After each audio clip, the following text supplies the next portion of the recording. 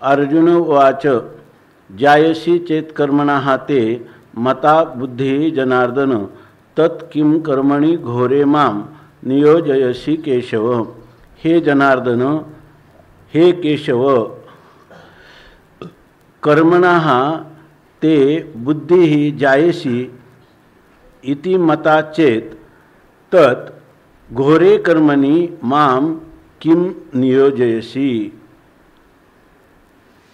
हे जनार्दन, हे जनार्दना, हे केशव, हे केशवा, ते म्हणजे तुला कर्मणः बुद्धी, तुला कर्मापेक्षा किंवा कर्मयोगापेक्षा बुद्धियोग हा जर जायसी चेत जर श्रेष्ठ आहे असं जर वाटत असेल तर माम मला घोरे कर्मणी, घोर युद्धरूप घोर अशा भयंकर किंवा हिंसाबहुल अशा कर्मामध्ये माम किम नियोजयशी, मला का बरं माझं नियोजन करतो म्हणजे मला प्रेरित किंवा मला प्रवृत्त करतो, युद्धरूप घोर कर्मामध्ये माझी प्रवृत्ती का करवितोस। आपण याचा अन्वयानुरूप अर्थ आणि काही चिंतन केलेले आहे।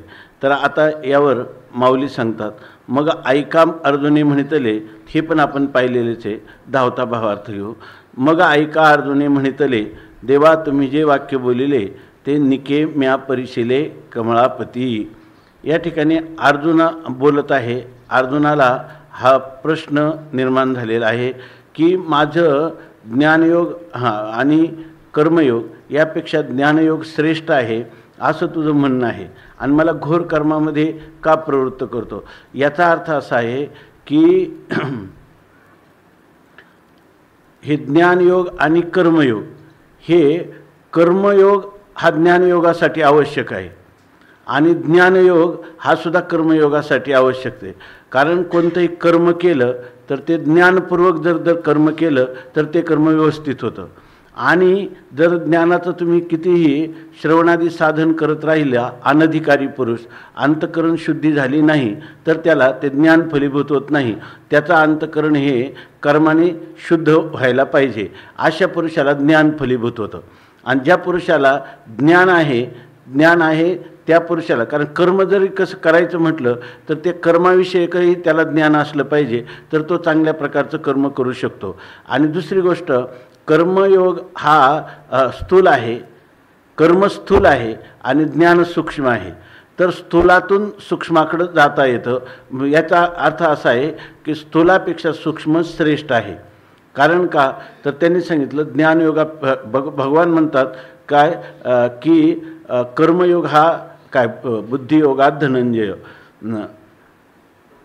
दुरेन हेवरम कर्म बुद्धियोगात धनंजय।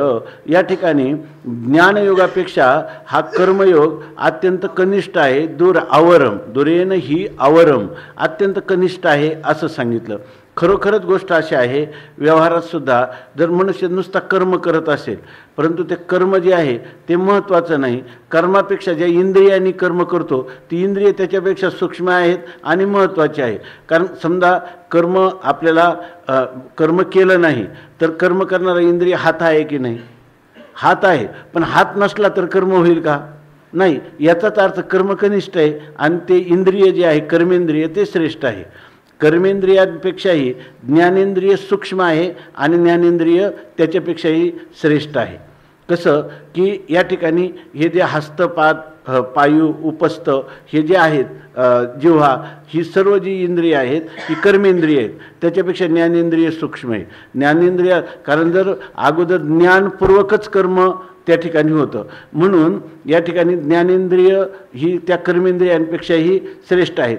किंवा त्याच्यामध्ये पाहिलं तर कोणतंही कर्म करायचं म्हटलं इंद्रियांनी तर त्याला संकल्प विकल्प करणारं मन श्रेष्ठ आहे किंवा मन सूक्ष्म आहे। त्या मनाने संकल्प विकल्प केले तर इंद्रियांनी कर्म होतं आणि त्या मना संकल्प विकल्प करणाऱ्या मनापेक्षाही जवळ कोण आहे, अंतरंग अधिक बुद्धी आहे. त्या बुद्धीनं निश्चय केला तर मनाचे संकल्प विकल्प तद्वारा इंद्रियाशी संबंध आणि तद्वारा त्या क्रियेशी संबंध येतो. म्हणून दुरेन हे वरम कर्म बुद्धियोगात धनंजय, हे अत्यंत त्याच्यापेक्षा अंतरंग, त्याच्यापेक्षा सूक्ष्म आणि त्याच्यापेक्षा दूर अशा प्रकारचं हे कर्म जे आहे, कर्मापेक्षा ज्ञानयोग हा श्रेष्ठ आहे. म्हणून म्हणतात की दुरेन हे वरम कर्म बुद्धियोगात धनंजय. आता हे बुद्धीपेक्षाही आपण म्हणतो ना कर्मे इंद्रियाणी पराण्याहो इंद्रियेभ्य परम मनः मनसस्तु पराबुद्धी यो बुद्धे परतस्तु सहा.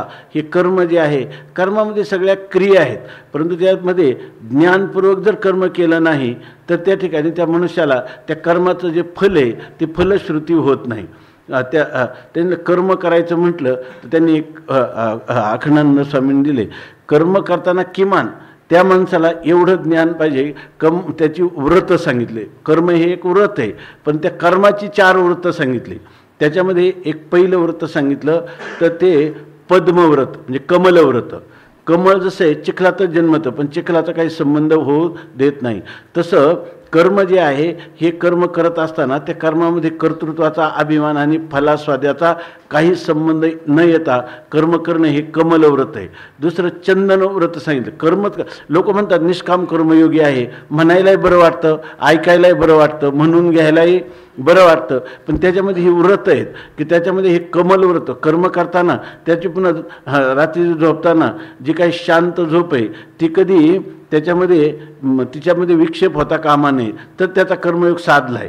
कमलव्रत त्याला करता आलं पाहिजे. दुसरं चंदन व्रत सांगितलं. चंदन व्रत याचा अर्थ असा आहे, चंदन किती जरी घासला तरी तो काय करत राहतो, सुगंध देत राहतो. जितका घासावा तितका अधिक काय सुगंधच देत राहतो. त्याप्रमाणे आपण कर्म करत असताना ते कर्म स्वतःच्या स्वार्थासाठी किती हे याच्याकडे न पाहता ते समष्टीला लोकांना परोपकारी या रीतीनं ते किती उपयोगी आहे हे महत्त्वाची गोष्ट आहे. तिसरं व्रत सांगितलं इक्षु व्रत, म्हणजे हा इक्षुदंड जो आहे तर तो ऊसाचा एक मला वाटतं माऊलींची ओवी की त्या ऊस चरकामध्ये घातला तर किती त्याला त्या ऊसाला पूर्णपणे म्हणजे त्याची झीज होते, त्याच्या पार विभाग केले जातात, तरीसुद्धा त्या ऊस जो आहे तो आपलं माधुर्य कधी सोडत नाही. त्याप्रमाणे समष्टीसाठी केलं जाणारं कर्म, त्या कर्मामध्ये मनुष्याने ऊसासारखं पूर्णपणे जरी झिजलं, चंदनासारखं झिजलं तरी त्याच्याबद्दल त्याचा उद्वेग, अंतःकरणामध्ये द्वेष किंवा क्षुब्धता होता कामा नये. चौथं व्रत सांगितलं त्यांनी हेमव्रत. हेमव्रत म्हणजे सुवर्ण, हेम म्हणजे सुवर्ण. सोनं जितकं तापावं ते अधिक चकाकतं. तसं आपल्याला कितीही प्रतिबंध आले परंतु आपलं कर्म हे समष्टीला उपकारक असल्यामुळं, त्याच्यामध्ये स्वार्थ भावना नसल्यामुळं ते जे कर्म आहे ते समष्टीला उपयोगी होत आहे. याने ते सोनं जसं तळपतं, जितकं तापवलं तितकं, तसं याच्या अंतःकरणामध्ये त्या ज्ञानाचा जो प्रकाश असतो तो कर्माला कोणत्याही प्रकारचा प्रतिबंध होऊ देत नाही. म्हणजे आपण आरंभलेलं जे कर्म आहे ना ते कर्म तो मध्ये कधी सोडत नाही, अशा प्रकाराने सांगितलेलं आहे. तेव्हा ज्ञानाचं महत्त्व आहे की आपल्याला हे जे ज्ञान आहे बुद्धियोग हा ह्या कर्मयोगापेक्षा अंतरंग साधन आहे. असं जरी असलं तरी आपल्याला ज्ञानपूर्वकच कर्म केलं पाहिजे किंवा जे काही कर्म आहे त्या कर्मपूर्वकच ज्ञानाची साधना असली पाहिजे, म्हणजे ते सफल होतात. आणि ही गोष्ट व्यवहारामध्ये सुद्धा आपल्याला दिसून येते, जाणीवपूर्वक केलेलं कर्म. त्यासाठी त्यांनी उदाहरण दिलं आहे जनकाचं. असा जो कर्म करणारा पुरुष असतो तो जनक ह्या सगळ्या व्रतांनी संपन्न होता. जनक वंशामध्ये 30 जनक असे झालेले आहे की ते विदेही स्वरूपाला प्राप्त झाले आणि त्यांनी कर्मयोगातच राहिले. परंतु आपण काय म्हणतो, तुका म्हणे राज्य करिता जनक आणि अग्नी माझी एक पाव जळे, असं त्याचं वर्णन केले. अग्नीमध्ये पाय जळाला तरीसुद्धा तो म्हणतो मिथिलायाम प्रदीप्तायाम न मे दहते दहते ना न मे दहते किंचन. सगळ्या मिथिला नगरीला आग लागली तरी त्याचा अर्धा पाय जळाला तरी तो इतका ज्ञानी होता की तो देवभावनेवर सुद्धा आला नाही. त्यालाच आपण म्हणतो देहीचं विदेही भोगदशा. आणि पाहिलं तर काय आहे तो तिसऱ्या अध्यायात आहे का, कर्मणैव ही संसिद्धी आस्थिता जनकादया. ह्या कर्मानेच त्यांनी ही संसिद्धी किंवा मोक्ष प्राप्त केला होता कर्मयोगाने, असं त्यांचं वर्णन आहे. पण हे करीत असताना हा अधिकार त्यांना जो प्राप्त झाला ज्ञानाचा, तो कर्म करूनच त्यांना अधिकार प्राप्त झालेला आहे.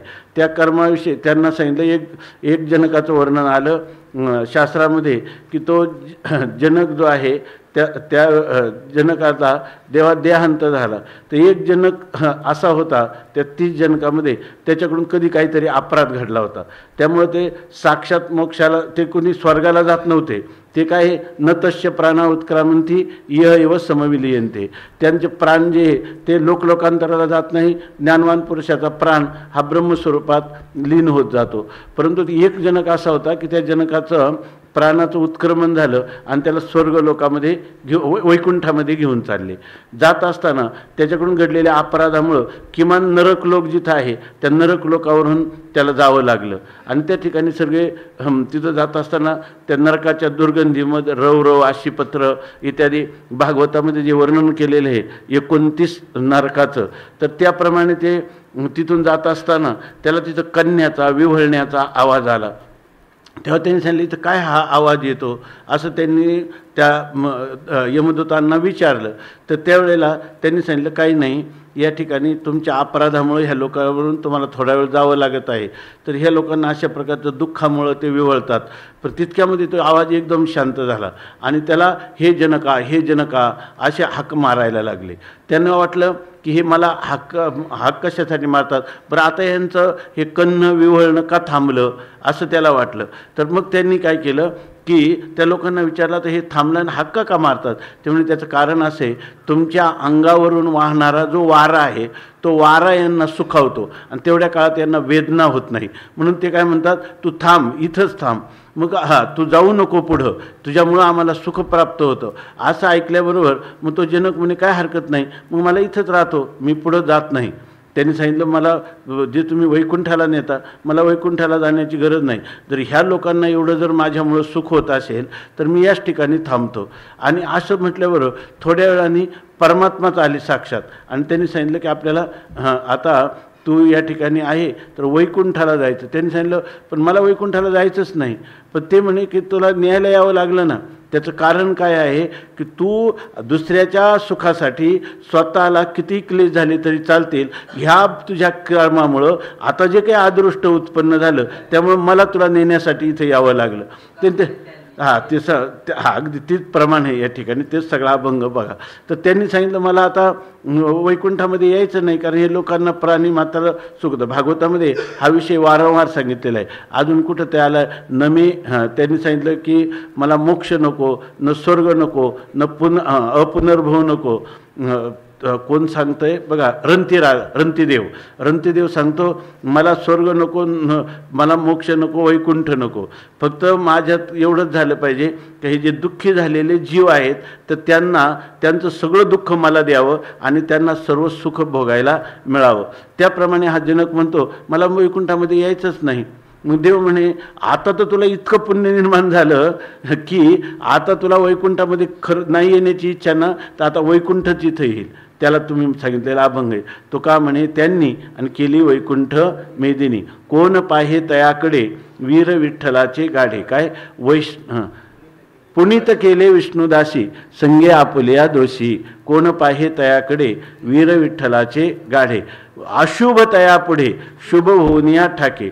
तुका म्हणे त्यांनी केली वैकुंठ मेदिनी. अशा प्रकारचं ह्या कर्मयोगाचं रहस्य. पण हे कधी जर असा कर्मयोग केला तेच काय झाले, देहीचं विदेही भोगदशा. आणि ज्यांनी जाणलं त्यांना कर्म करण्याची युक्ती, कर्माची निगुती त्यांनाच साधली. इथं काय आत्तापर्यंत जे विवेचन झालं हे सांख्ययोग आणि कर्मयोग असे दोन विवेचनं केली. ही विवेचनं करणं आवश्यक याच्यासाठी आहे की या ठिकाणी काही लोक म्हणतात गीतेमध्ये अनेक योग सांगितलेले आहेत, गीतेमध्ये सर्व समर्पण योग सांगितला, कोणी म्हणते भक्तियोग आहे, कोणी म्हणतं मुख्य गीतेचं उद्दिष्ट काय आहे कर्मयोग आहे, कोणी सांगतं ज्ञानयोग आहे, महात्मा गांधी म्हणतात अनासक्ती योग आहे, लोकमान्य टिळक म्हणतात निष्काम कर्मयोग आहे. असं सर्व जरी सांगितलं असं म्हणत असले तरी खरंच गीतेचं इथं स्वतःच भगवान सांगतात लोकेस्मिन द्विविधा निष्ठा पुरा प्रक्तामयानग ज्ञानयोगेन सांख्यानाम कर्मयोगेन योगिनाम, किंवा पाठीमागे सांगितलं एषा ते अभिता सांख्ये आणि बुद्धिर्योगे त्विमाम शृणु बुद्ध्यायुक्तो या पार्थ कर्मबंधम प्रहास्यसी. अशी एक ज्ञाननिष्ठा आणि एक कर्मनिष्ठा याचंच आत्तापर्यंत आलेलं वर्णन आहे. आणि पुढे भगवान अर्जुन आता जेव्हा शंका करतो तेव्हा त्या शंकेच्या उत्तरामध्ये तिथं पण पुन्हा सांगतात की लोकेस्मिन द्विधा निष्ठा. याचाच अर्थ ह्या दोनच निष्ठा आहे, त्या निष्ठेमध्येही पुन्हा काही प्रकार सांगतात. बाकी निष्ठा काय खरी एकच निष्ठा आहे, त्या निष्ठेचे हे दोन प्रकार आहे. त्याच्यामध्ये पुन्हा अंतर्गत काय पोट प्रकार चिंतनाने तुम्ही सांगू शकता, पण ह्या दोन्ही निष्ठा एकमेकावर अवलंबून आहेत. हे कर्मयोग आणि ज्ञानयोग हे दोन्ही एकमेकावर अवलंबून आहेत. ज्ञानयोगाने उचित असं कर्म करण्याची त्याला युक्ती प्राप्त होते आणि कर्मयोगाने उचित असं आपलं ज्ञानाचं अंतःकरणात अभिव्यक्ती करण्यासाठी त्या चित्ताच्या शुद्धीचं कार्य हे कर्मयोग करत असतं. आता ज्या पुरुषाला हा ज्ञानयोग आहे त्याला कर्म करताना असं वाटतं की याचा त्याला ज्ञानामध्ये काय आहे, ज्ञानामध्ये कर्म कर्ता कर्म ही त्रिपुटीच नाही, बरोबर ना, ही त्रिपुटीच नाही ज्ञानामध्ये. आणि कर्म करण्याची वेळ आली तर ते जे कर्म आहे ते सत्कर्मच आपल्याकडून घडलं पाहिजे. असत्कर्म कारण काय त्याचे बुद्धिपूर्वक तो कर्म करत असल्यामुळं त्याला हे साहजिकच वाटतं श्रुतीनं युक्तीनं अनुभवाने सत्कर्माचं फल सुख हे उपलब्ध होईल. आणि जर श्रुतीप्रमाणाने युक्तीनं आणि अनुभवाने जर आपण असत्कर्म केलं किंवा दुष्कर्म केलं कुकर्म केलं तर त्याचं फल आपल्याला दुःख प्राप्त होईल, हे साहजिकच आहे की नाही. म्हणून या ठिकाणी अर्जुन जो म्हणतो ना घोरे कर्मणी माम किम नियोजयसी, अर्जुनाने आतापर्यंत बुद्धियोग ऐकलाय, निष्काम कर्मयोग ऐकला आणि मग अर्जुनाची अशी धारणा झाली की आता माझ्याकडून कोणतं घडलं पाहिजे, सत्कर्म घडलं पाहिजे. आणि निष्ठापूर्वक कर्मनिष्ठा जेव्हा त्याच्या जीवनामध्ये त्याला बाणवायची तेव्हा त्याला साहजिकच वाटतं ज्ञान काय सांगतं, हे सत्कर्म केलं पाहिजे. त्या ठिकाणी कर्मण्येव अधिकार असते असं मला म्हणतात, कर्मामध्येच आहे म्हणजे ज्ञानाचा संबंध नाही कोणाशी, माझ्याशी, असं कसं म्हणतात. आणि मग असं नाही म्हटलं तर कर्म कोणतं, भगवान म्हणतात तस्मात् कुरु कर्मत्वम कर्म ज्यायो हे कर्मणः, असं जर त्याला म्हणत असतील किंवा तू हे कर्म कनिष्ठ आहे आणि तू मात्र कोणतं कर्म कर, कर्म कनिष्ठ आहे बुद्धियोगापासून आणि तेच कर्म तू कर. आणि ते कोणतं कर्म कर, युद्धरूप घोर कर्म कर. हे काही भगवंताच्या सांगण्यात अर्जुनाच्या बुद्धीमध्ये त्याचा निवाडा त्याला करता येत नाही. निश्चित काय करावं, तदेकम वद निश्चित्य येन श्रेयो हमाप्नुयाम, मला कशाने कल्याण होईल हे तुम्ही मला सांगा. अशा अर्जुनाच्या मनामध्ये या ठिकाणी द्विधा स्थिती अर्जुनाची झालेली आहे. आणि भगवान मला अशा द्विधा स्थितीमध्ये का, मी यांना विचारला सरळ विवेक निर्णय आणि ते मात्र मला म्हणतात की तू कर्म कर. आणि ते कर्म कोणतं, युद्धरूप कर्म कर. म्हणून अर्जुन म्हणतो जायसी चेत कर्म नसते मता बुद्धिर्जनार्दन तत्किम कर्मणी घोरे माम नियोजयसी केशव. मग ऐका अर्जुने म्हणितले देवा तुम्ही जे वाक्य बोलिले ते निकेम्या परिशिले कमळापती. हे कमळापती हे भगवान रुक्मिणीपती असणाऱ्या हे भगवान अर्जुने म्हणितले ऐका. अर्जुन म्हणतो ऐका. भगवंतानी आत्तापर्यंत त्याला येशा ब्राह्मी स्थिती पार्थ नैनाम प्राप्य विमुह्यती, स्थित्वा शामंत कालेपी ब्रह्मनिर्वाणम अच्छते. पण मग ऐका अर्जुने म्हणतील. मग म्हणजे कधी? त्याचं जे अवतरण आहे ते पाठीमागच्या श्लोकामध्ये दिलेलं आहे की अर्जुनाला जेव्हा भगवंतांनी सांगितलं, ते सांगतात तेची ही स्थिती स्वमुखे श्रीपती सांगता अर्जुनाप्रती संजय म्हणे. संजय या ठिकाणी धृतराष्ट्राला सांगतात ती ही स्थिती म्हणजे ब्राह्मी स्थिती, म्हणजे ही ज्ञाननिष्ठा ही अर्जुनाला भगवंतांनी सांगितली. आईशे कृष्ण वाक्य ऐकिले. कृष्ण भगवंताचं हे बोलणं ह्या ब्राह्मी स्थितीविषयी आहे, जीवनमुक्तीविषयी, ज्ञानीपुरुषाविषयी, त्याच्या फलासहित हे सर्व ऐकल्यानंतर अर्जुने मनी म्हणितले. मग अर्जुन मनातल्या मनातच विचार करायला लागला. हे भगवान जे सांगतात दुसऱ्या अध्यायामध्ये त्याचा अर्जुन मनातच मनन चिंतन करतो आणि तो म्हणतो बरं झालं आमुच्याची काजा किरा आले उपपत्ती या. ह्या भगवंतांनी ज्या सांगितलेल्या युक्ती आहेत, ज्या कल्पना आहे, भगवंताची जी विचारसरणी आहे ती आमच्याची काजा किरा आले, निश्चित आमच्या आता उपयोगाची झाली. आमच्या उजव्या खांदी आलं. आम्हाला जे नको होतं ते टाळता येईल आणि आमच्या मनात होतं तेच आम्हाला आता करता येईल. जे काय काय काय उपयोग झाला, कसं जे कर्मजात आगवे येथ निराकरिले देवे तरी पारुशलेम्या झुंजावे म्हणून या. मग मी काय पहिल्यापासूनच म्हणत होतो की युद्ध नको म्हणून तर उडी घातली खाला रथवनिया, आणि हा काय म्हणत होता युद्धस्व. पण आता याच्या बोलण्याचा झोक आपल्या लक्षात आला की दुरेन हे वरम कर्म, कर्म हे अत्यंत निकृष्ट आहे आणि ही ब्राह्मी स्थिती असे मरणाच्या अव्यवहित पूर्वक्षण झाली तरी पुन्हा ती कधीही जाणारी नाही अशी नित्य सिद्ध स्थिती आहे आणि ती ह्या ज्ञानाने आत्मज्ञानाने प्राप्त होते. याचा अर्थ भगवंताचं असं मनोगत आहे की मनुष्य जीवनाचं सार्थक किंवा माझ्यासाठी मला ज्ञाननिष्ठा जतन केली पाहिजे किंवा काही वाटलं तर बोला तर मला ह्या ज्ञानच संपादन केलं पाहिजे असा भगवंताचा बोलण्याचा सरळ धोरण किंवा झोक आहे असं त्याला वाटतं. तरी पारुशलेम्या झुंजावे म्हणून या. कर्मजात सगळ्याच कर्मांचं जर परमात्म्याने या ठिकाणी निराकरण केलेलं आहे, कर्माचं खंडन केलेलं आहे, ज्ञानाचं गौरव या ठिकाणी सांगितलेलं आहे, तरी मी पारुशले हे झुंजावे म्हणून या. तेव्हा मी आता युद्ध करायचं ही गोष्ट आता टळल्यासारखीच आहे. पारखी झाली म्हणजे आता ही टळल्यासारखीच आहे. ऐसा श्री अच्युताच्या बोला चित्ती धनुर्धर व्हायला. माणसाला समोरच्या वक्त्याचं काय मनोगत आहे हे न कळताही त्या वरच्या शब्दावरून आपल्याला अनुकूल असे अर्थ काढून मनुष्य मनोविज्ञानाप्रमाणे लगेच अर्जुन ओवाईला. अर्जुनाला आनंदही झाला की आता युद्ध जणू काही संपल्यासारखंच आहे. आता प्रश्न करील भरला अशंकोन्या. त्यामुळे त्याच्या मनात असणारी जी शंका आहे त्या शंकेला अनुसरून अर्जुन आता या ठिकाणी काय करणार आहे, प्रश्न करणार आहे. वास्तविक आता इतक्या ह्या दोन निष्ठा विभाग करून सांगितल्या होत्या. प्रश्न करण्याचं काय काम आहे? प्रश्न करण्याचं काही काम नाही. पण अर्जुनाने प्रश्न केला आणि प्रश्न केला आणि त्या प्रश्नाने काय केले, भगवंताची लाज काढली. लाजसीना महाघोरी कर्मी सुता. मग आता भगवंताला काय वाटायला पाहिजे, ज्याचं करावं भलं तो म्हणतो माझंच खरं आहे की नाही असं वाटायला पाहिजे. पण भगवंताला तसं वाटलं नाही. भगवान मात्र त्या अर्जुनाने असं म्हटला तरी भगवान अर्जुनाला योग्य रीतीनं त्याला काही तू असं मला का म्हटलं असं सुद्धा म्हणत नाही. लगेच बोलायला सुरुवात करतात काय लोकेस्मिन द्विविधा निष्ठा.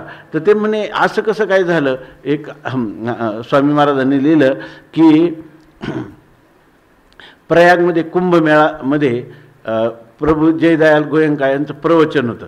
गीतेवर प्रवचनं करत होते. आता सगळ्या भारतात प्रसिद्ध विद्वान आणि साधू म्हणून सगळे लोक तिथे येत होते. तितक्यात एक अवधूत कोटीतला महात्मा त्या ठिकाणी आला आणि तो एकदम त्यांचं प्रवचनावरून ते उतरल्याबरोबर ते म्हणे मला इथं प्रवचन करायचं आहे.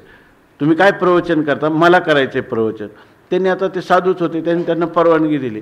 त्यांनी सांगितलं हे गीतेतल्या अनेक ठिकाण, त्या शब्दाच्या व्युत्पत्ती यांनी तुम्ही जे अर्थ करता हे अर्थ तुम्हाला करता येत नाही.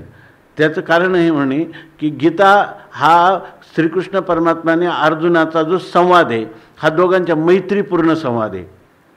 आणि ज्ञानेश्वर मला तो वारंवार सांगतात हा काय हा ऋषे तरी बुजावीत जाय काय हा कोपे की निवांतच आहे. मैत्री जी आहे ही अशी आहे की जरी नववेदा भक्ती असली तर सख्यतो भक्तीचा प्रभाव माऊलीने सांगितला काय हे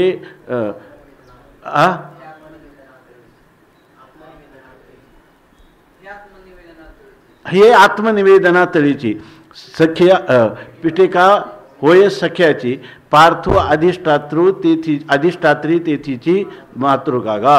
अर्जुन काय आहे, अधिष्ठात्री देवता आहे कशाची, सख्य भक्तीची. सख्यपणे अर्जुन नरनारायण सृष्टी जनार्दन एकरूप.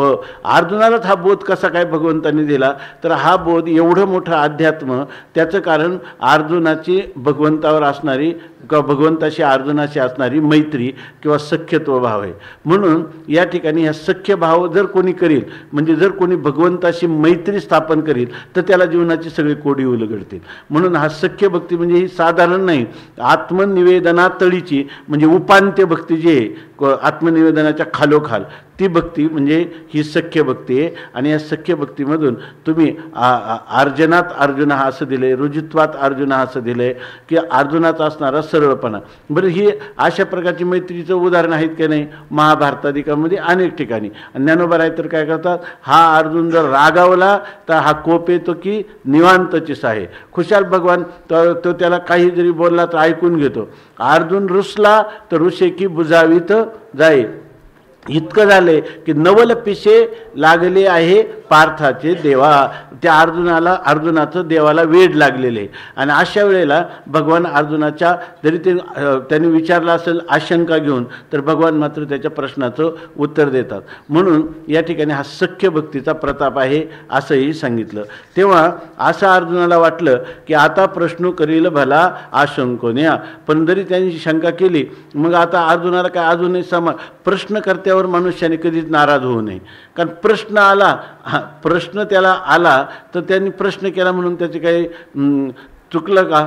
म्हणून प्रश्नकर्त्यावर जो नाराज होतो त्या वक्त्याला त्या ठिकाणी हा प्रश्नच अर्जुनाने आता करायला नको होता, तर त्याला आला तर त्यांनी तो सांगितला, हे काही त्याची चूक नाही. म्हणून अर्जुना प्रश्न करत असू नये आशंकेमुळं कधी भगवान त्याच्यावर नाराज होत नाही. उलट म्हणतात तो प्रसंग असे नागरू. हा प्रसंग उलट ह्याची शंका म्हणजे काय आहे, ही फार चांगली आहे. कारण का, त्याच्या शंकेच्या निमित्ताने सगळ्या जगाच्या शंकेचं निवारण होण्याला मदत झाली म्हणून म्हणतात. आणि हा प्रश्न काही नीतिशास्त्राचा प्रश्न नाही किंवा व्यवहारशास्त्राचा प्रश्न नाही. तो प्रसंग असे नागरू जे सकळ धर्माशी आगरू. ज्या सगळ्या धर्मांचं भांडार त्याच्यामध्ये, ज्याला धर्माच्या ज्या अनेक प्रकारच्या केलेल्या व्याख्या आहेत, त्याच्यामध्ये खरं धर्माचं काय स्वरूप आहे, त्या धर्माच्या स्वरूपाचा खजिना आगर या ठिकाणी हा प्रश्न आहे. आणि याच्यामध्ये विवेकामृत सागरू प्रांतहीनू, जसा एखादा अथांग समुद्र असावा त्याप्रमाणे या ठिकाणी विवेकरूपी अमृताचा सागर, अथांग सागर ह्या शंकेच्या उत्तरामध्ये भरलेला आहे म्हणून सांगतात. कारण का, तर ह्या प्रश्न करणारा अर्जुन आहे आणि सांगणारा कोण आहे, सर्वज्ञ असणारा परमात्मा आहे. आणि तो परमात्मा ह्या शंकेचं उत्तर देत आहे. त्या अगोदर अर्जुन काय म्हणतो, तर अर्जुन वाच, अर्जुन असं म्हणाला. मग इथं अर्जुन मग ऐका, म्हणजे असा अर्जुनाच्या मनामध्ये विचार झाला आणि मग अर्जुने म्हणितले. इथं अनंतर्य नाही का, अनंतर्य म्हणजे असं अर्जुनाने मनातच ठरवलं की देवाला सुद्धा मला ज्ञानाकडेच प्रवृत्त करायचं आहे, कर्माचा आदर देवाच्या मनात नाही. आणि मलाही अभिप्रेत हेच आहे, बरं झालं आता असं त्याला वाटलं. आणि अशा वेळेला अर्जुन देवाला म्हणतो, देवा तुम्ही जे वाक्य बोलले, देवा तुम्ही जे वाक्य आता मला बोलले ते निकेम्या परिशिले कमळापती. तुम्ही म्हणाल की माझ्या बोलण्याकडे तू लक्ष नव्हतं त्यामुळं तुला शंका राहिली. शंका का आली, जर लक्षपूर्वक ऐकलं असतं तू शंकाच केली नसती. तू लक्षपूर्वक ऐकलं नाही. अर्जुन आत्मविश्वासपूर्वक सांगतो ते निकेम्या परिशिले, अगदी खऱ्या अर्थाने एकाग्रतापूर्वक मी बारकाईनं सूक्ष्मतेनं तुमचं ते वाक्य जे आहे ते मी ऐकलेलं आहे. आता त्या वाक्याचा आशय अर्जुन सांगतो, तेथ कर्म आणि करता उरेची ना पाहता ऐशे मत तुझे श्री अनंता निश्चित धरी. तुम्ही जवळजवळ 250 ओव्या ह्या दुसऱ्या अध्यायामध्ये आलेल्या आहेत. आणि त्या ओव्यामध्ये मी चांगलं ऐकलेलं आहे. आणि त्याच्यामध्ये काय ऐकलं मग अर्जुना तू, ते म्हणे तुझा म्हणण्याचं वक्तुर इच्छा तात्पर्य, तुझ्या म्हणण्याचं काय तात्पर्य ते पण माझ्या लक्षात आलं. काय तात्पर्य आहे, तेथ कर्म आणि करता उरे चिना पाहता. तू अशी स्थिती सांगितली ना, येशा ब्राह्मी स्थिती पार्थ, ही जी स्थिती आहे त्या स्थितीचं वर्णन तू तोंड भरून केलं. त्या स्थितीमध्ये तेथ कर्म आणि कर्ता, त्यामध्ये अमुक एक कर्म करायचं आहे आणि अमुक एक कर्माचा कर्ता आहे आणि त्या कर्त्याला अमुक एक कर्मापासून अमुक स्वरूपाचं फल प्राप्त करायचं आहे.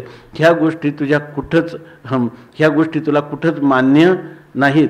कारण का, तू सारखं वर्णन कोणाचं केलं? आत्मस्वरूपाचं वर्णन केलं. आणि आत्मस्वरूपाच्या ठिकाणी ध्याता ध्यान ध्येय, ज्ञाता ज्ञान नेय, कर्म करता करण, करता करण आणि कर्म किंवा कर्म कर्मफल आणि कर्ता, ही कोणतीच गोष्ट आत्मस्वरूपाच्या ठिकाणी नाहीत. कर्म आणि कर्ता उरेची ना पाहता. आणि ऐशे मत श्री अनंता निश्चित जरी. आणि असं कोणाचं मत आहे? तुझं मत आहे हे. आणि तू कोण आहे? तू काय आमच्यासारखा परिच्छिन्न मर्यादित बुद्धीचा नाही. तुझी शुद्ध सत्वात्मिका असणारी जी माया आहे, बरोबर ना, त्या अनादी माया तुझ्या स्वाधीन असणारा अनंत तू आहे. आणि तू पुन्हा कसा श्री अनंत आहेस. म्हणजे शुद्ध सत्वात्मिका मायेच्या द्वारा सर्वज्ञत्व आणि सर्व शक्तिमत्व प्राप्त झालेला तू असं म्हणतो की ऐशे मत तुझे श्री अनंता निश्चित जरी. तरी माते के, हे तुझं जर निश्चित मत आहे आणि मला काय सांगतो? तस्माद युद्धस्व भारत कर्मण्येव अधिकारस्ते, असं तुम्हाला सांगतो. तरी माते केवी श्रीहरी मनसी पार्था संग्राम करी, ये लाजसी ना महाघोरी कर्मी सुता. तरी तुझं निश्चित मत काय आहे? कर्म आणि कर्ता उरेची ना पाहता. त्रिपुटीच्या आतीत असणारं जे असंग निर्विकार आत्मतत्व ते आपलं स्वरूप आहे. आणि त्या स्वरूपाला जाणणाऱ्या पुरुषाला कोणत्याही प्रकारचं कर्म करण्यात, त्याला कर्माचा कोणताही नियम राहत नाही. आत्मज्ञान नाही तोपर्यंत तो कर्माच्या चौकटीत आहे. पण आत्मज्ञानी पुरुषाला कर्म त्या ठिकाणी उलट त्यांनी सांगितलं की ज्याला नुसती आत्मज्ञानाची इच्छा झालेला जिज्ञासू, तो देखील काय करतो? विधीपूर्वक कर्माचा त्याग करतो. तो जो ज्ञानी पुरुष आहे, म्हणजे त्याला म्हणतात विविधिशा संन्यास करतो. तर ज्याला ज्ञान झाले तो कोणता संन्यास करील? विद्वत संन्यास होईल. त्याला कर्म करण्याची गरज राहणार नाही. असं आत्तापर्यंत झालेल्या तुझ्या आणि माझ्या संवादावरून निश्चित झालेले आहे.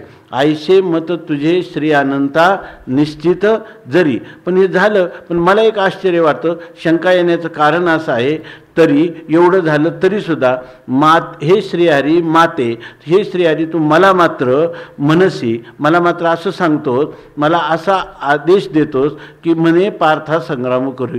हे अर्जुनात तू काय कर? युद्ध कर असं सांगतो. बरं, युद्ध कर सांगतो. हे युद्ध कर्म कसं आहे? ज्याच्यामध्ये अत्यंत हिंसा बाहुल्य आहे. आणि पुन्हा समोर कोण आहेत? जे हिंसेचे विषय ते सुद्धा माझे सर्व नातेवाईक, सखे, सोयरे या ठिकाणी आहेत.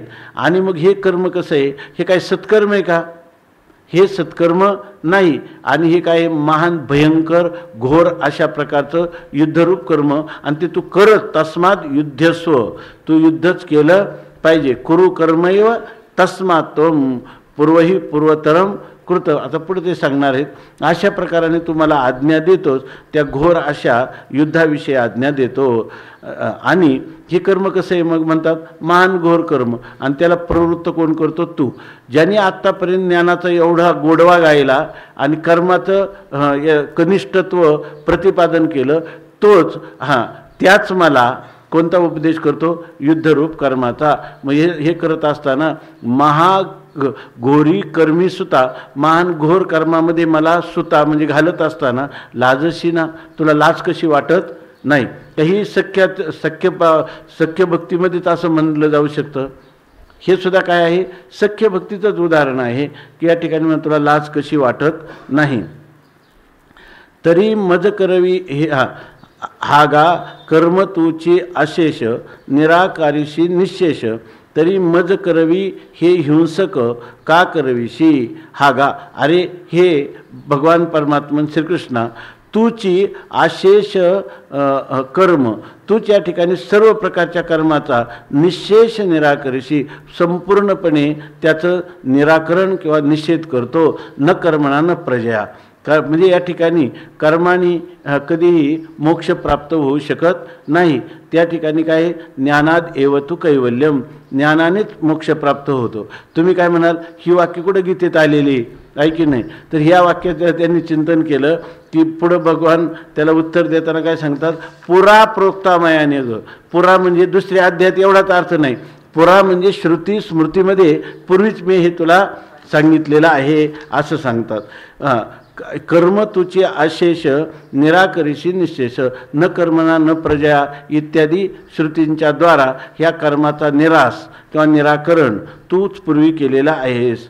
आणि मज करवी हे हिंसक का करविशी, कर्माचा निराश करतो आणि मला काय म्हणतो, हिंसक म्हणजे ज्याच्यामध्ये हिंसा आहे असे हे युद्धरूप कर्म मला म्हणतो का तू मात्र केलंच पाहिजे. आणि मला त्याच्यामुळं का करविशी, माझ्याकडून का करून घेतो किंवा त्या युद्धरूपी कर्मामध्ये मला का बरं प्रवृत्त करवतोस आज सांगतात. आणि ही गोष्ट काही मी सांगायला पाहिजे नाही, तुझ्याच लक्षात यायला पाहिजे. तरी हेच विचारी ऋषिकेशा. आता दुसरे काय सांगतात, तुझं नाव काय आहे, ऋषिकेश. ऋषिक म्हणजे इंद्रिय आणि त्या इंद्रियांचा नियामक. मग तू माझ्या इंद्रियांचा नियामक आहे तर तू मला योग्यच कर्माकडे प्रवृत्त करायला पाहिजे. आणि तू मात्र तसं करत नाही, पण तू मात्र एक कर. तरी हेच विचारी ऋषिकेशा, हे ऋषिकेशा इंद्रियांचा नियंत्या परमात्मन तूच आता विचार कर. आणि तू मानू नेदशी कर्मलेशा, आणि तू कर्माचा लेशभर म्हणजे कर्मलेश म्हणजे कर्माला लेश मात्र देखील तू मानून येतीशी, त्याला तू त्याचा अंगीकार करत नाही किंवा त्याचा सन्मान करत नाही किंवा महत्त्व देत नाही. कर्माला तू यत्किंचित मानित नाही. तू किती वर्णन केलं येशा ब्राह्मी स्थिती पार्थ, किती वर्णन केलं ह्या संन्यासाचं. पहिलाच आहे प्रजा हाती यदा कामान, आणि पुन्हा उपसंहारात काय सांगितलं, सर्वान काम विहाय कामान्य सर्वान, अशा प्रकारचं वर्णन केलं. ही मध्ये जी लक्षणं सांगितली ती लक्षणंसुद्धा कोणाची सांगितली, स्थितप्रज्ञाची ज्ञानीपुरुषाची लक्षणं सांगितली. आणि ह्या ज्ञानीपुरुषाचा बोध कसा असतो तर नैनम चिंदती शास्त्राने हेही तू पाठीमागं सांगितलं. मग याच्यामध्ये सगळं गोडवे कोणाचे गायले, न्यायाचे ज्ञानाचे. आणि मला मात्र प्रवृत्त करतो कर्मामध्ये, आणि ते कर्मसुद्धा सत्कर्म नाही तर दुष्कर्मामध्ये म्हणजे युद्धरूप दुष्कर्म असत्कर्मामध्ये मला तू प्रवृत्त करतो. तू मानून निदशी कर्मलेशा आणि येसनीये हिंसा करविता अशी. आणि एवढ्या प्रकारची ही महान अशा प्रकारची घोर भयंकर ही हिंसा तू मात्र माझ्याकडून पापरूप असं कर्म, युद्धरूप कर्म, पापनिर्मिती करणारं ते मात्र तू माझ्याकडून करून घेत आहेस. व्यामिश्रेणेव वाक्येन बुद्धिं मोहयसीव मे, तदेकं वद निश्चित्य येन श्रेयोऽहमाप्नुयाम्. व्यामिश्रेणेव वाक्येन बुद्धिं मोहयसीव मे, तदेकं वद निश्चित्य येन श्रेयोऽहमाप्नुयाम्. व्यामिश्रेणेव वाक्येन बुद्धिं मोहयसीव मे, तदेकं वद निश्चित्य येन श्रेयोऽहमाप्नुयाम्. काल आपण याचा अर्थ पाहिला की व्यामिश्रेण इव का येव, व्यामिश्रेण इव वाक्येन दोनदा झालं ना, बुद्धी मोह यशी इव का व्यामिश्रेण एव.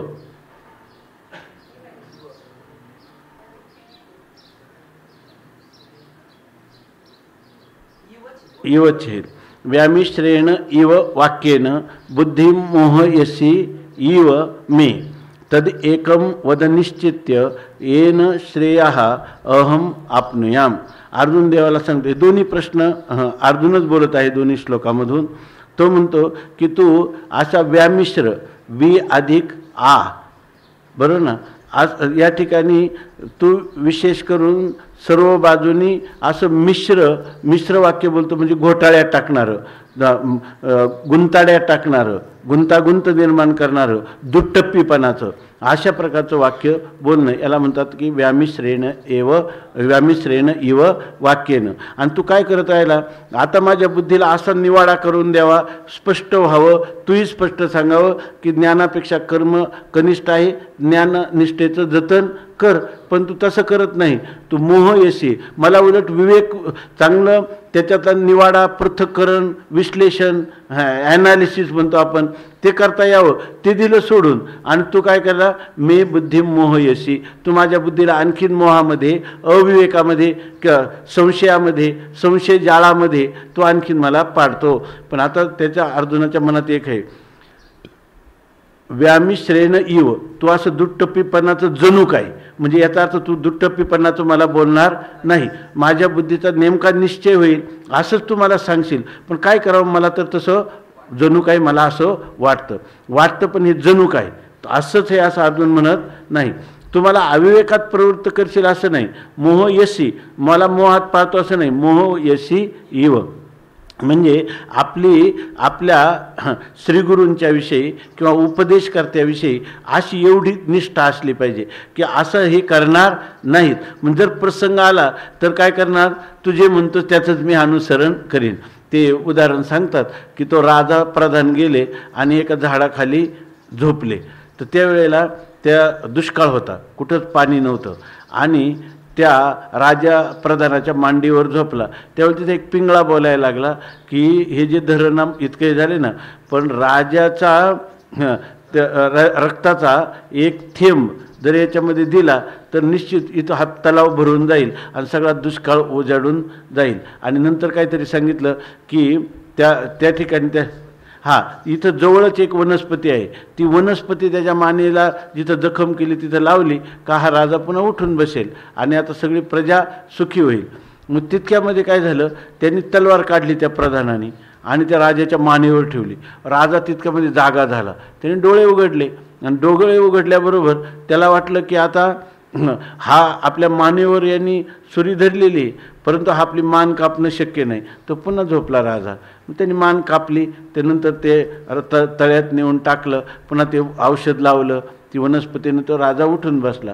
तेव्हा त्यांनी सांगितलं, तुम्ही डोळे उघडले, प्रधानजीनं त्याला विचारलं आणि पुन्हा झाकून घेतले, तुम्हाला वाटलं कसं नाही? त्यामुळे मला माहीत आहे तुझ्या हातात तलवार आहे, तू मला कधी मारू शकत नाही, आणि मारणार असेल तर काहीतरी विशेष, काहीतरी सगळ्यांचं भलं त्याच्यातून होत असलं पाहिजे. तसं अर्जुनाचा या ठिकाणी धारणा आहे आपल्या उपदेशकर्त्या भगवंताविषयी की मोहयशी इव व्यामिश्रेण इव वाक्येन बुद्धिम मोहयशी इव.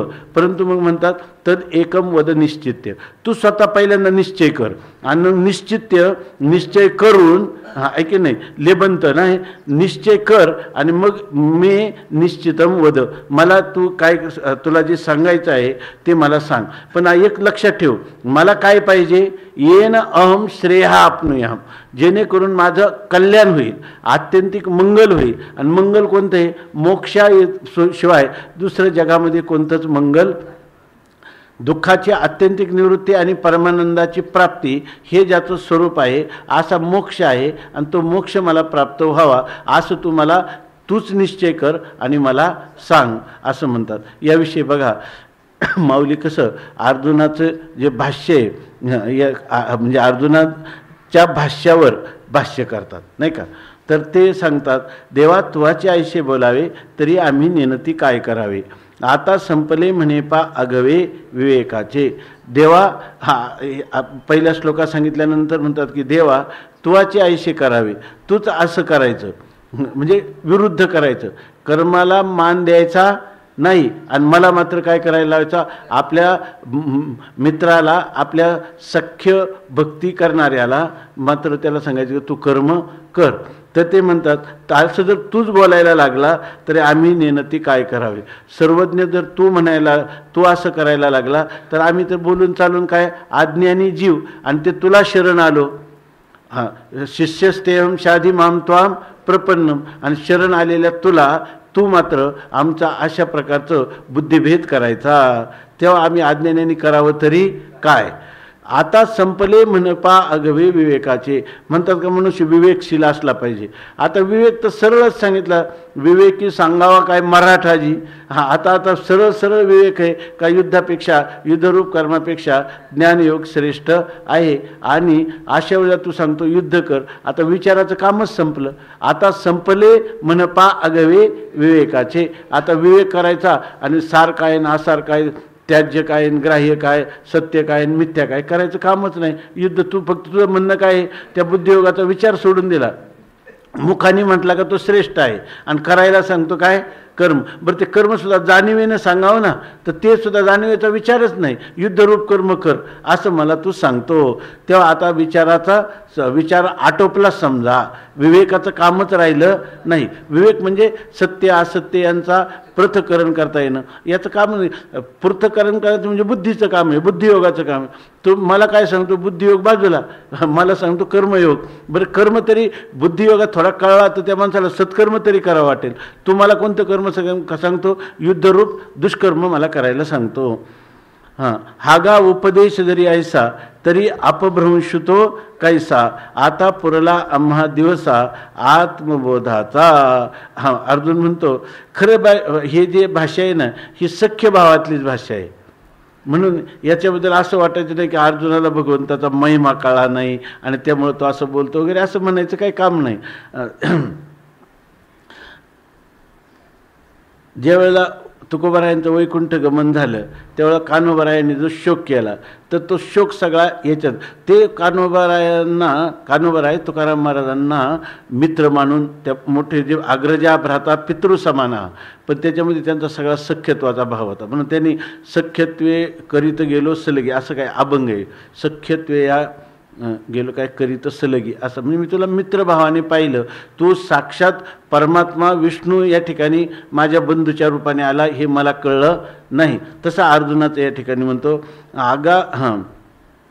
हागा उपदेश जरी ऐसा, आणि अशा प्रकारचा उपदेश तू मला केला तरी अपभ्रंशतो कैसा. हा उपदेश करून मनुष्याला मार्गावर आणायचं का अपभ्रंश भ्रष्ट करायचं. तुम्हाला काय केलेले अपभ्रंश भ्रष्टपणा हा काय राहिला वेगळा. असा उपदेश करणं बरोबर ना. ह्या उपदेशाने मनुष्य काय होईल, उलट ताळ्यावर येईल का आपल्या मूळ स्वरूपापासून च्युत होईल, मूळ स्वरूपापासून भ्रष्टपणा गेलं. तेव्हा भ्रष्ट करण्यासाठी दुसरं तुम्हाला भ्रष्ट करतो असं त्या झालं, तर याचा अर्थ त्याला उपदेश कसं म्हणावं. हा उपदेश जरी ऐसा, अशा प्रकारचा तुझा उपदेश आम्ही जर ग्रहण केला तर तो उपदेशाने आमचं कल्याण होणार आहे, अपभ्रंश होणार आहे, आम्ही ज्या योग्य मार्गापासून आणखी भ्रष्ट होणार आहे म्हणे. आणि आम्हाला सांगितलं तो ज्ञानयोग श्रेष्ठ आहे आणि तोच प्राप्त करून घेतला पाहिजे जीवनात, त्याच्यातच सार्थक आहे. आता पुरला आम्हा दिवसा आत्मबोधाचा. आत्मबोधाचा दिवसा म्हणजे हौस मनोरथ आमचे आता पुरे झाले. म्हणजे आता आम्हाला आत्मज्ञानाचं कारणच राहिलं नाही. आणखीन उलट काय झालो, आम्ही आमच्या स्वस्वरूपापासून आणखी च्युत झालो, भ्रष्ट झालो. आणि कोणामुळे झालो, तुझ्यामुळं झालो. वैद्य तुझं कसं झालं देवा सांगू का. वैद्य पथ्य वारुणी जाय, मग जरी आपणची विषसूये तरी रोगिया कैसेनी जिये सांगे मज. एखादा वैद्य येतो आणि तो वैद्य काय करतो, पथ्य वारुणी जाय, त्या रुग्णाला सांगतो की तुम्हाला अमुक अमुक पथ्य केलं पाहिजे, अमुक खाता कामा नये, अमुक खाल्ल्याशिवाय राहू नये, अशा प्रकारचं सांगतो. आणि वैद्य पथ्य वारुणी जाय आणि त्याला काय सांगतो, पथ्य तुम्ही पाळलं पाहिजे. आता मी तुम्हाला औषध देत आहे आणि औषध काय दिलं, औषध दिलं तर ते औषध दिलं आपणची विषसूये, आणि त्याला आपण काय दिलं, विष दिलं. त्या औषधामध्ये काय घालून दिलं, विष, किंवा विष हेच औषध रूपाने दिलं.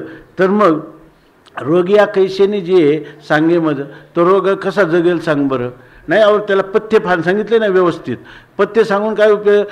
त्या पथ्याबरोबर त्याला दिलेलं जे औषध आहे ते विष घालून दिलं ना, किंवा विषरूप औषध दिलं तर तो जगण्याची शक्यता आहे का. किती पथ्य, तर ज्ञानयोग श्रेष्ठ आहे असं सांगितलं आणि मला आचरायला काय झालं, कर्मरूपी विष खायला दिलं. असंच म्हणायचं ना, कर्मरूपी विष खायला दिलं. सांग आता मी कसा वाचू. ऐक नाही, मी आणखी माझ्या स्वरूपापासून भ्रष्ट होईल का माझं कल्याण होईल. आणि याला कारण कोण आहे, तूच आहे. जैसे आता तू कसं केलं अर्जुन सांगतो, जैसे आंधळे सुईजे आव्हांटा का माजवन जे मरकटा तैसा उपदेशू हा गोमटा ओढवला आम्हा. काय देवा तू आमचं कल्याण करायचं ठरवलंय. तो म्हणतो हे झालं कसं की आंधळे आव्हांटा सुईजे. एखादा माणूस अगोदरच आंधळं आणि त्याला कुठंतरी बाहेर योग्य ठिकाणी जायचं आहे, मग त्यांनी एखाद्याला विचारलं तर त्यांनी काय केलं, आव्हांटा सुईजे आडवाटेला लावलं. आपल्या विचारसागरामध्ये ते मला वाटतं अंध गोलांगून न्याय. एक आंधळा मनुष्य रस्त्याने चालला होता, तेव्हा त्यांनी सांगितलं मला अमक्या गावाला जायचं आहे, कसं जाता येईल. त्याने त्या माणसाला विचारलं, डोळसाला. त्याने सांगितलं तुला मी सांगतो काही काळजी नाही, तू धोपट तुझ्या घरी पोचतील. कसा पोचतील तर म्हणजे इथं जो गावामध्ये जो एक उन्मत्त बैल आहे, पोळ बैल म्हणतात, त्याची शेपटी दिली त्याच्या हातात. आता तू जा, बरोबर तू काय होशील, घरी जाशील. त्यांनी निश्चित केला, ह्या माणसांनी सांगितलं याच्यावर विश्वास ठेवला पाहिजे. आता त्यांनी दिली ती शेपटी हातात. आता तुम्ही सांगा तो बैल उधळल्यावर हा घरी कसा पोचेल. तसं तो म्हणतो हा पोचला तर घरी नाही पोचणार, यमग सदनाला पोचेल. तसं त्याला म्हणतात अंध गोल अंगुल न्याय. आंधळ्यांनी गोल अंगुल म्हणजे बैल्याचं शेपूट पकडणं. तसंच भगवान म्हणतात तो अंध गोल अंगुल न्याय दुसरीकडे शोधायची गरजच नाही. तिथं ते अर्जुन म्हणतो दुसरीकडे शोधायची गरजच नाही. जे तुझं नादी लागल्यावर हे असं झालं नाही की नाही, तुझं ऐकल्यामुळं. जैसे आंधळे सुईजे आव्हांटा, आणि त्याला काय दिलं म्हणतात आडवाटेला लावलं. किंवा माजवन दिजे मरकटा, किंवा एखाद्या जो मादक पदार्थ आहे मद्यपान वगैरे, आणि ते माकड अगोदर, मरकट म्हणजे माकड अगोदरच चंचल, आणि त्याला काय दिलं पुन्हा मादक पदार्थ प्राशन करायला दिले, तर काय होईल आता यद्वा तद्वा भविष्यती. ऐकी नाही मरकटस्य सुरापानम, माकडाला दारू दिली प्यायला, आणि पुढं काय त्याच्यामध्ये पुन्हा काय तर तसंही काय वृश्चिक दंशनम, आणि त्यातही त्याला काय झाला विंचू चावला. मग पुढं काय होईल, तन्मध्ये भूत संचारो, आणि त्याच्यामध्ये त्या माकडाला पुन्हा भूत लागलं, तर आता पुढं काय होईल, यद्वात काय होईल सांगताच येत नाही. तशी त्या प्रकाराने माझी स्थिती झाली. जैसे आंधळे सुईजे आव्हांटा का माजवन दिजे मरकटा तैसा उपदेशो हा गोमटा ओढवला आम्हा. तसा हा गोमटा उपदेश, काय तुझा उपदेश, किती सुरेख उपदेश आहे तुझा, आणि तो आम्हाला ओढवला, तो आम्हाला प्राप्त झाला. आमच्या भाग्याला पार नाही, म्हणजे आमच्या आमच्यासारखं दुर्दैव कोणीच नाही. हा अर्जुन जे बोलतो ना की हा गोमटा उपदेश, ही कोणती भाषा आहे, आम्हाला चांगला उपदेश आहे म्हणजे चांगला उपदेश नाही, याला म्हणतात व्यंजना. बरं ना, हे व्यंग्यार्थाने या ठिकाणी बोलतो. अर्जुन म्हणतो मी आधीच काही नेणे, वरी कवळिलो मोहे येणे, श्रीकृष्णा विवेक या कारणी पुशिला तुझं. मला अगोदरच काही कळत नाही, मी आधीची अगोदरच मला कळत नाही माझं कल्याण कशात आहे. आणि जर मला कळलं असतं तर तुला बोललं असतं काय, शिष्यस्तेहम, तो मला मुळातच माझा मित्र, पण तुला ते शिष्यभावाने आल्याशिवाय तू उपदेश करत नाही, ऐक नाही. म्हणून मी तुला म्हटलो की शिष्यस्तेहम शाधी माम त्वाम प्रपन्नम, मी तुला शरणागत झालो आणि त्याचं चांगलंच फळ आम्हाला मिळालं. तैसा उपदेशू गोमटा, हा फारच सुंदर अशा प्रकारचा उपदेश आम्हा ओढवला, आम्हाला आता प्राप्त झाला. काय तू उपदेश केला, आता काय आमच्या जीवनाचं कल्याण होणार, काय हित होणार, हा उपदेश आम्हाला तू प्राप्त करून दिला. म्हणतो पहिली तर स्थिती काय, मी आधीचं काही नाही, मला अगोदर तर काही कळत नाही. आणि वरी कवळीलो मोहे येणे, आणि हा जो मोह आहे, हा जो मला ह्या प्रसंगाला युद्धसमयी झालेला जो मोह म्हणजे विपरीत भावना किंवा अविवेक, माझी बुद्धीच त्याच्यामुळं कुंठित झाली, आणि त्यामुळं या ठिकाणी त्या मोहाने मला आच्छादून टाकलं, कवळीलो वेष्टन केलं गेलं, मला ह्या मोहाने अभिभूत केलं. आणि म्हणून मला वाटलं नाही तुला काय विचारलं असतं की श्रीकृष्णा विवेक या कारणे पुशिला तुझं, या कारणाने माझं मन मोहग्रस्त झालं, त्या ठिकाणी मला काही सुचत नव्हतं, म्हणून यात नेमकं काय करावं म्हणून हा विवेक किंवा हा विचार मी तुला विचारला. परंतु तो तुझी एक एक नवाई, परंतु तुझं एक एक नवीनच आहे. मी तुला विचारलं, पण तुझी एक एक नवाई, तुझी एक एक नवलाचीच गोष्ट आहे, एक एक मौजीचीच गोष्ट आहे. येथ उपदेशा माझी गोवाई, इथं तू लागला उपदेश, पण उपदेशाच्या नावाखाली काय करायला लागला, गोवाई म्हणजे अनेक गुंतागुंत किंवा घोटाळा माझ्या जीवनामध्ये होईल अशा प्रकारची गुंतागुंतीचं तू बोलू लागला. म्हणजे मी जे विचारलं तर निश्चय करून निश्चित्य, तू निश्चय करून एकच मला सांगायला पाहिजे ना, तर तू मला सांगत नाही. तर आमचं तर शिष्य आहे, त्याला जर म्हटलं की तुला उद्या हे सुट्टी नसेल, करता येणार नाही, तर तो म्हणतो तसं काही नाही, करता येईल, पण सुट्टी नसल्यामुळे एखाद्या वेळेस नाही पण करता येणार. आता याचं काय तसं नाही, रजा काढली तर करता येईल, आणि नाही रजा काढली तर मग नाही पण करता येणार. पण मग रजा मिळेल का नाही, कदाचित नाही मिळाली तर करता येणार नाही, मिळाली तर करता येईल. निर्णय काय झाला त्याच्या तसं म्हणतात तुझी एक एक नवाई, तुझी एक एक नाविन्य आहे. उपदेशा माझी गोवाई, उपदेश करतो आणि उपदेशामध्ये काय, उपदेशाच्या नावाखाली उलट काय करतो, घोटाळा किंवा गुंतागुंत करतो. तर देवा तू एक विचार कर ना, तरी अनुसरली या काही ऐस. तुम्ही सांगा, जेव्हा ज्ञानोबरायांचा अर्जुन भगवंताशी बोलत आहे तेव्हा ह्या बोलण्यामध्ये कसं त्यांचे भाव असतील. तेव्हा पण असं जरी म्हणतो, पण देवा तूच सांग बरं, तेव्हा कुठेतरी दाढीला हात लावून कुठेतरी मी तुला अनुसरलेलो आहे. अनुसरते म्हणजे म्हणजे पश्चात सरती, तू जे सांगशील त्याप्रमाणे मी आचरण करणारा आहे. तुझं अनुसरण आहे, तू जे सांगायचं आणि मी करायचं.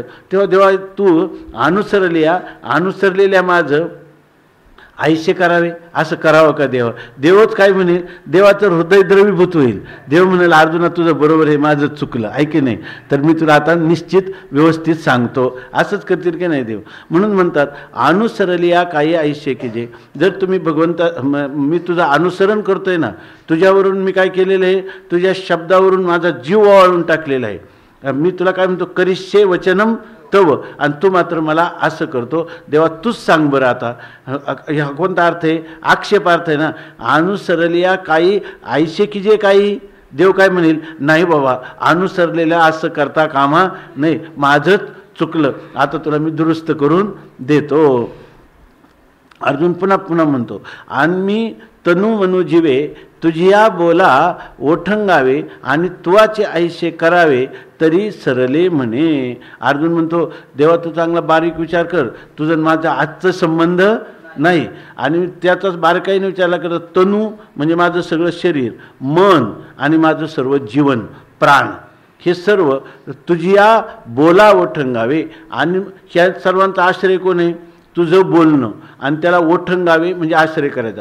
शरीराची काय हालचाल करायची, मनाचा कोणता संकल्प करायचा या ठिकाणी, आणि प्राणांचं समर्पण कुठं करायचं, हे कुठे आमचं सगळं तू आहे, तुलाच आश्रय केलेले. जसं भगवान म्हणेल त्याप्रमाणे तुझ्या बोला ओठंगाने. आणि मग आपल्यासाठी एखाद्याने जीव दिला, शरीर तन मन धन दिले पुरुषोत्तमा, आशा नाही कवनाची. काय तन मन धन दिदले पुरुषोत्तमा, आशा नाही कवनाची. तुका म्हणे तो परिसाहुनी आगळा, मला वाटतं काय महिमा वर्णू त्याची. ज्यांनी पुरुषोत्तमाला तन मन दिलं त्याच्या महिमेचं वर्णन करता येत नाही, आणि ते तन मन धन कोणाला दिलं, तुला, आहे की नाही. आणि तू त्याचा महिमा तर जाऊ दे, त्याला खड्ड्यात घालतोस, आणखी त्याला दुर्गतीला, त्याला चुकीचं मार्गदर्शन करतो, आहे की नाही. म्हणून म्हणतात तुवाचे आयुष्य करावे, तुला मी शरण आलो, तो असं जर करायला लागला तर सरले म्हणे, आता संपलंच आमचं.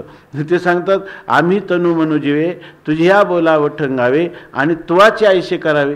तो असं करावं, आमच्या बुद्धीमध्ये आणखीन काय करावं, भेद निर्माण करावा, तरी सरले म्हणे आता संपलं, असं सांगतो. आता आयुष्या परिबुद्धीशी तरी निक्या आम्हा करीशी, तरी येथ ज्ञानाची असं कायशी. अर्जुन म्हणे आता तू आम्हाला बोध करतो, पण कसा बोध करतो, आयशिया परी, आम्हाला जे उलट आहे ते उलट करायला सांगतो.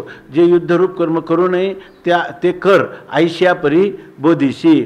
आणि मग आता असं जर तू सांगायला लागला ना, निके ते आम्हा करशी, आमचं खरं खरं कल्याण तू आता करणार, ऐक नाही, असं अर्जुन उपरोधिकपणे म्हणतो की निके ते आम्हा करशी, आता मात्र तू खरंच कल्याण आमचं करणार. आता खरंच कल्याण, आता एक झालं, मला वाटलं काय तू ज्ञानाच्या 4 संगोष्टी करशील. ज्ञानाची आस काय अशी अर्जुन म्हणे. अर्जुन म्हणतो आता ज्ञानाची इच्छाच कशाला करायची, ज्ञानाच्या गोष्टीच बाजूला ठेवायच्या आता. आता हे तू ज्या अर्थी सत्कर्म करायला सुद्धा सांगत नाही, युद्धरूप कर्म करायला सांगतो, तर ज्ञानाच्या गोष्टी तू काय सांगणार आहे आणि ती ब्राह्मी स्थिती काय आम्हाला प्राप्त करून देणार आहे? येत ज्ञानाची आस कायशी, असं अर्जुन म्हणे. अर्जुन म्हणे नाही पण ज्ञान तर करायला पाहिजे का? ज्ञानादेव तू कैवल्यम. तर म्हणतो हे जाणीवेचे किर सरले. आता जाणीव हे ज्ञान जे आहे ना, आता जाणीव नेणीव भगवंती नाही. आता तुझ्या ठिकाणी हे जाणीव संपलेलीच आहे. बरं जाणीव तर जाऊ द्या, हे ज्ञान प्राप्ती तर बाजूलाच राहिली. आणि काही एक असे झाले, आणखीन एक गोष्ट अशी घडली का जे थिते हे डवळले मानस माझे. मी पहिला काय होतो, पहिलं बरं होतं माझं मन जे होतं, तर त्यावेळेला मला माझा निश्चय झाला होता की युद्धरूप कर्म हे घोर कर्म आहे, याच्यापासून परावृत्त झालं पाहिजे, आहे की नाही. मी कशामध्ये होतो, निश्चित भ्रमात होतो ना. मी काय होतो, निश्चित भ्रमात होतो. निश्चित भ्रमात असलेल्या माणसाची झोप डिस्टर्ब होत नाही, आहे की नाही. त्या अज्ञानामध्ये त्याला काही वाटत नाही. परंतु तुम्हाला काय केलं, ह्या सगळ्या बोलण्याने काय घातलं, संशयी भ्रमात घातलं, आहे की नाही. शांत अज्ञानाला अज्ञान कळत नाही, त्यामुळे तो सुखी असतो. जगामध्ये दोन माणसं सुखी आहे, एक अज्ञानी एक सुखी आहे आणि एक काय आहे, ज्ञानी सुखी.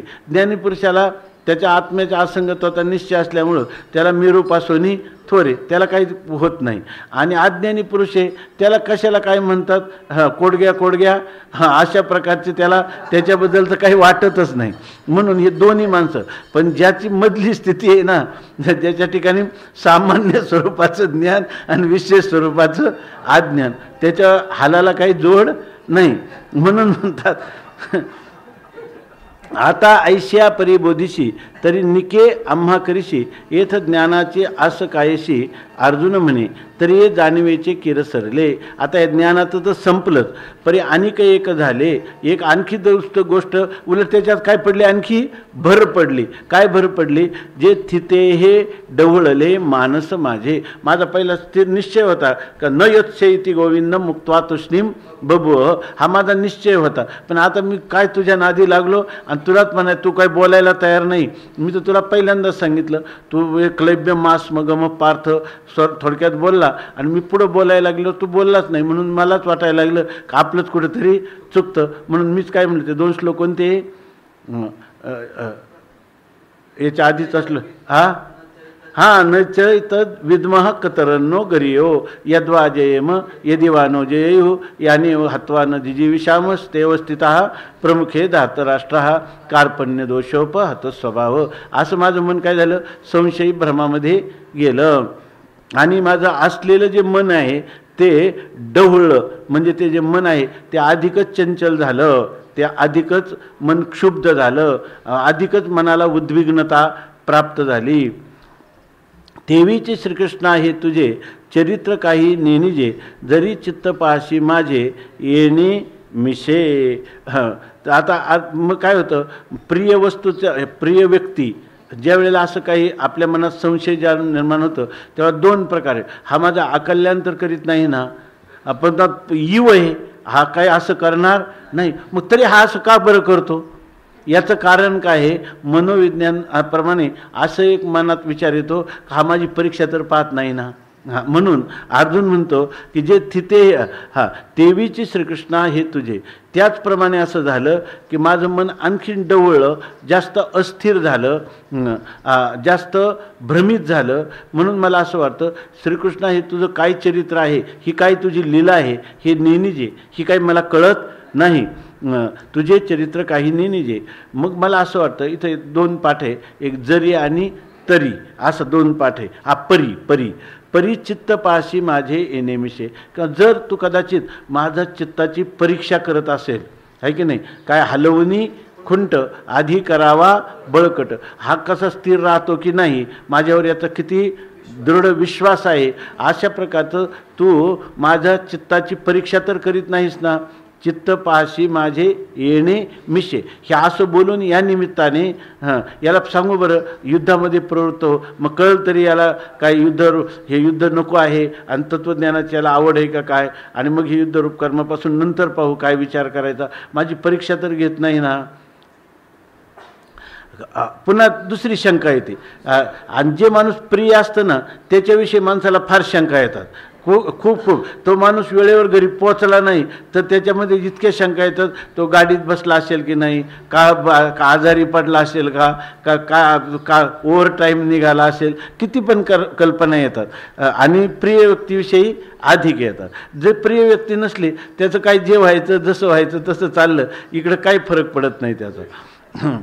ना तरी झकवितो हाशी माते. दुसरं सांगतात की तुम्हाला झकवितो हाशी, ना तरी म्हणजे अथवा तुम्हाला काही फसवीत तर नाहीत ना, की तत्वची कथीशी ध्वनिते, किंवा ह्या सगळ्याच्या पाठीमागं तुझा उद्देश ध्वनिते तत्वची कथीचे ध्वन्यर्थाने सांगत असेल. याच्यातून काय, अरे हे युद्धरूपी कर्म जे आहे बरोबर ना, हे काय मिथ्या आहे बरोबर ना, आणि हे जरी युद्धरूपी कर्म जरी केलं तरी हे काय आहे, आध्यस्थ आहे तुझ्या आत्मस्वरूपाच्या ठिकाणी, हे तुझ्या असंग निर्विकार स्वरूपाला कधीच काही करत नाही. अशा रीतीने मला तत्त्वज्ञानाचा तर उपदेश करीत नाही ना, उलट त्याला असं तरी करायचं नाही ना, ध्वनितार्थाने बघा तुम्हाला असं तरी करायचं नाही. हा जो विधी आणि निषेधाचा विषय आहे हा आत्मा नाही, आत्मा विधी निषेधाच्या काय आहे, अतीत आहे. हे युद्धरूपी घोर कर्म जरी केलं तरी याचं काय आत्मस्वरूपापर्यंत पोहोचेल का, याला हे तर नाही ना मला सांगायचं, मला तत्त्वज्ञान तर कथन नाही ना करायचं, पण कोणत्या ध्वन्य अर्थाने. जसं आता आपला पाठाची वेळ 5:30 वाजता झालेली आहे. आता याच्यातला एक जण उठला आणि त्यांनी सांगितलं की 5:30 वाजले, आणि मी लगेच म्हटलं पुंडलिक वरदा हरी विठ्ठल. याचा काय अर्थ आहे की या 5 वाजल्याचा पाठ संपवण्याचा काय संबंध आहे, ऐक वक्त्याचं तात्पर्य तेच आहे का पाठ संपवावा, आहे की नाही ते. याला पण मग तो बोलला पाठ संपवा ह्या वाच्यार्थाने बोलला का तो, नाही, त्यांनी कोणता अर्थ केला, ध्वन्यर्थ. आता या ठिकाणी घरात थोडा अंधार पडायला लागला आणि वडिलांनी त्या घरामध्ये सांगितलं आता थोडा अंधार पडायला लागला, याचा अर्थ काय, आता दिवा लावा कुठं म्हटले होते ते. तसा या ठिकाणी हे युद्धरूप कर्म करत सांगताना तत्वची कथिले ध्वनिते, ध्वनित अर्थाने युद्धरूप कर्म कर.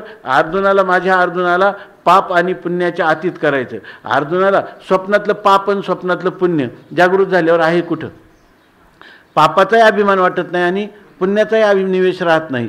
त्याप्रमाणे हे युद्धरूप कर्म कर तुला असं सांगत असताना याला तत्वच तर नाही सांगायचं, कारण तत्व ध्वन्यर्थाने सांगायचं. कसा, मागं जे तत्व कोणत्या समाधिस्तस्य स्थितप्रज्ञस्य का भाषा समाधिस्तस्य केशव स्थितधी किम प्रभाषित, याने जे जीवनमुक्ताचं वर्णन केलं ते जीवनमुक्तीसाठीच तर मला हे सांगत नाही ना, तर तुझा आत्मा असंग आहे नैनम छिंदंती शस्त्रांनी, हेच ध्वनितार्थाने तर मला प्रवृत्त काय म्हणतो, युद्ध कर.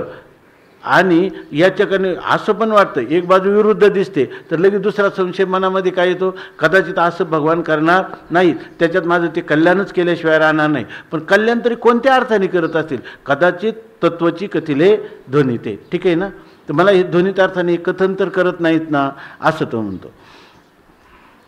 ना तरी झकवितो हाशी माते की तत्वची कथीशी ध्वनिते, हे अवगमिता. याचा जर मी म्हणजे अवगमन म्हणजे या ठिकाणी मी अनुमान अंदाज करायला लागलो तर निरुते जाणवे ना, खरं काय आहे हे मला कळत नाही. म्हणून म्हणतो निरुते, याच्यातलं सत्य काय, भगवंताचं खरं मनोगत काय आहे हे मात्र माझ्या ध्यानी येत नाही. म्हणून ऐके देवा हा भावार्थ आता न बोलावा, मज विवेकू सांगावा मराठाजी उद्याप. पुंडलिक वरदा हरी विठ्ठल. श्री ज्ञानदेव तुकाराम ज्ञानेश्वर महाराज की जय.